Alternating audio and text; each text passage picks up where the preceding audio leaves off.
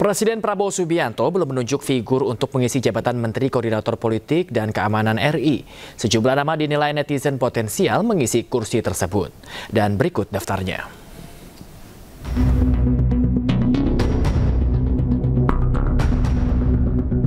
Pertama, Mahfud MD, Menko Polhukam periode 2019 hingga 2024. Yang kedua ada Tito Karnavian, Menteri Dalam Negeri Kabinet Merah Putih.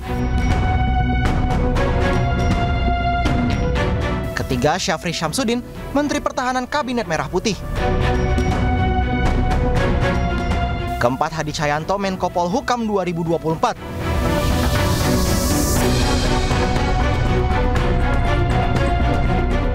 Kelima, Gatot Nurmantio, Panglima TNI periode 2015 hingga 2017. Keenam, Andika Perkasa, Panglima TNI periode 2021 hingga 2022. Dan yang ketujuh, Anies Baswedan, Gubernur Jakarta periode 2017 hingga 2022.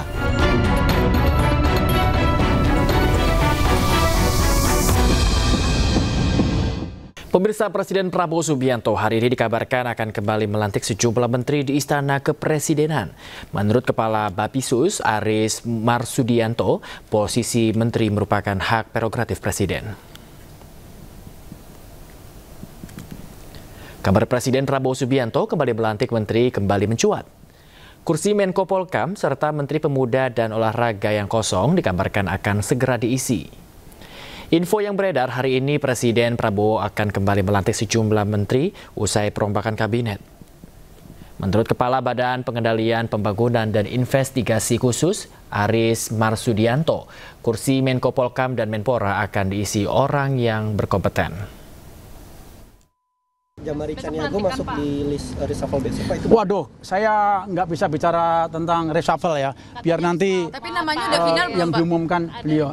Udah final belum nama untuk Menko Polhukam? Waduh, nggak ngerti lah gitu ya. Reshuffle nanti biar itu urusan beliau ya. Hak prerogatif beliau. Tapi kan secepatnya ya, Pak. Apa? Tentang reshuffle ya jangan tanya saya. Tapi besok ada undangan jam 2, Pak, di sini pelantikan. Nanti kita lihat ya, nanti biar Pak Menceknek aja itu ya. Tapi beredar diskusi. Diskusinya pencarian nama Menko Polhukam sama Menpora, Bapak ikut? Enggak, tadi saya tidak ikut diskusi tentang itu ya. Itu hak prerogatif beliau lah. Ada debat. Enggak ada tadi. Ini tadi hanya bicara tentang itu energi ya. Energi Koperasi Merah Putih, nelayan dan lain sebagainya lah. Bapak kalau ad interim itu nggak ada batas waktu berarti nggak secepatnya dong? Ya tergantung kebutuhan kan dan Presiden kan untuk mendapatkan calon yang putra terbaik bangsa kan. Sampai kapan ini? Ya kita tunggu aja. Sebulan, 2 bulan. Tapi diisi politik atau profesional, Pak? Diisi oleh orang politik atau profesional? Pasti orang yang purnawirawan ya, Pak? kompeten lah. Oke. Kepala Bappisus Aris Marsudianto buka suara terkait isu cawapres pada Pilpres 2024 akan bergabung dengan Kabinet Merah Putih. Sebelumnya ramai di medsos sosok Mahfud MD diisukan akan menduduki kursi kosong Menko Polhukam.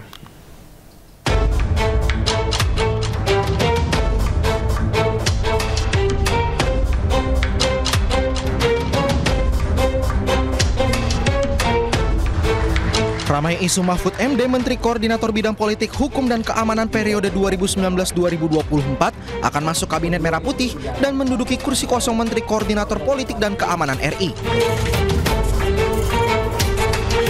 Isu itu muncul dari unggahan di media sosial X atau yang sebelumnya dikenal Twitter dari akun @PaulJokesID yang menulis info terkini sepertinya bakal ada Cawapres 2024 yang akan bergabung kabinet.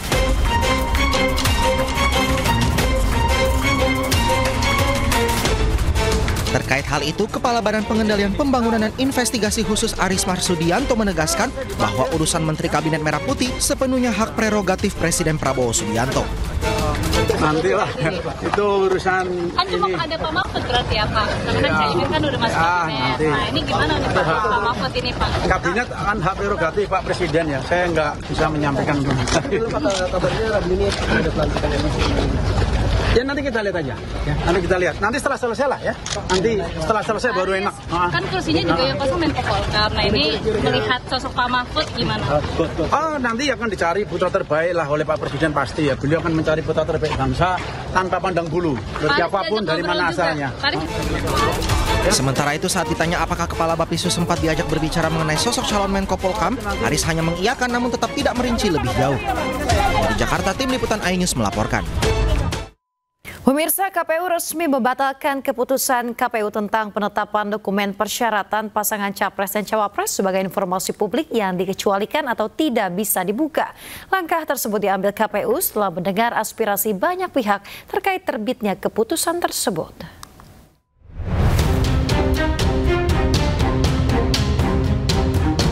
Keputusan Komisi Pemilihan Umum atau KPU RI nomor 731 tahun 2025 tentang 16 dokumen syarat pendaftaran Capres dan Cawapres sebagai informasi yang dikecualikan atau tidak bisa dibuka untuk publik tanpa persetujuan dari pihak terkait dibatalkan KPU. Ketua KPU Muhammad Afifuddin menyatakan pertimbangan pembatalan aturan tersebut telah berkoordinasi dengan sejumlah pihak terkait dalam mengambil keputusan ini. Ia pun mengapresiasi beragam masukan dan kritik. Akhirnya kami secara kelembagaan memutuskan untuk membatalkan keputusan KPU nomor 731 tahun 2025 tentang penetapan dokumen persyaratan pasangan calon presiden dan wakil presiden sebagai informasi publik yang dikecualikan KPU. Selanjutnya, memperlakukan informasi dan data tersebut, kita medomani aturan-aturan yang sudah ada sambil kemudian berkoordinasi bagaimana kemudian kalau ada hal-hal yang kita anggap perlu untuk kita lakukan berkaitan dengan seluruh data dan informasi yang ada di KPU, termasuk dokumen-dokumen yang ada di KPU. Tentu ini tidak hanya berkaitan dengan Pilpres, terkait juga dengan data-data lain yang para pihak juga bisa mengakses sesuai dengan kebutuhan dan juga ketentuan perundangan yang berlaku. Sebelumnya, KPU tiba-tiba menerbitkan kebijakan baru, isinya publik tak lagi bisa membuka dokumen yang berkaitan dengan persyaratan pendaftaran Capres dan Cawapres. Dalam keputusan nomor 731 tahun 2025, ada 16 dokumen yang tidak bisa diakses publik, diantaranya ijazah dan surat tanda tamat belajar. Saat ini sedang bergulir dua kasus terkait ijazah pemimpin bangsa. Presiden ke-7 RI, Joko Widodo, diragukan sejumlah pihak, bahkan kasusnya masih terus bergulir. Sementara anaknya, Wakil Presiden Gibran Rakabuming Raka, digugat 125 triliun oleh warga bernama Subhan. Gugatan diajukan terkait ijazah SMA Wapres Gibran yang dinilai tidak memenuhi syarat sebagai calon Wakil Presiden. Tim Liputan iNews melaporkan.